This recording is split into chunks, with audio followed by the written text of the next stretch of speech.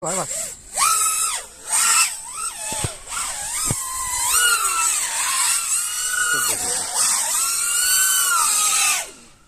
Cazzo. È riuscito a pigliare il co? Forse sì. Già lo stesso.